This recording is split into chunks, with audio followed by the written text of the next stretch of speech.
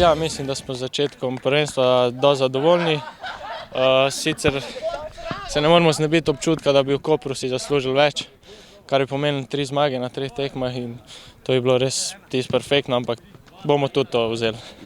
Priprava na Maribor je isto je kot na vsakega nasprotnika, kaj to je le ena tekma več v prvenstvu, vseeno pa je nek dodaten motiv, ker vseeno je Maribor najboljša ekipa v Sloveniji in mislim, da se za motiv ni za bati. Meni osebno je najboljše igrati take tekme, ker se počutiš kot dober igralec, veliko ljudi pride, dober nogomet se igra, večja gledanost je, vsi komaj čakamo take tekme, tako da moralo bi jih biti vse več.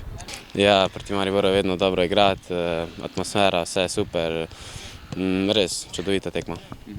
Seveda bomo šli na zmago, zdaj kakšna bo taktika, bo povedal trener, seveda si želimo zmago tako na svakoj drugi tekmi.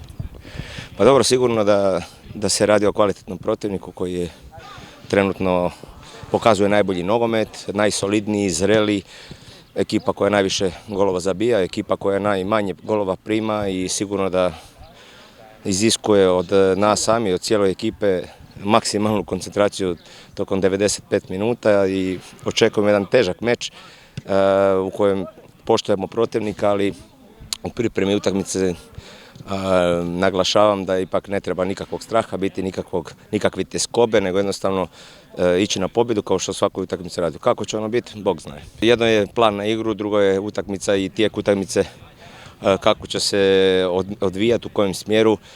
Sigurno da moraš imati pripremljeni plan B, ali mislim da trebamo ući odlučno, mislim da treba ući ne sa kompleksima manje vrijednosti, nego jednostavno ući u jednu mušku igru, agresivnu igru gdje ne možemo dozvoliti protivniku da lagano osjeti inicijativu, da su dominantni i to nam je jedan od ključnih faktora u ovoj utakmici, da budemo konkurentni i tražiti svoju priliku tokom utakmice.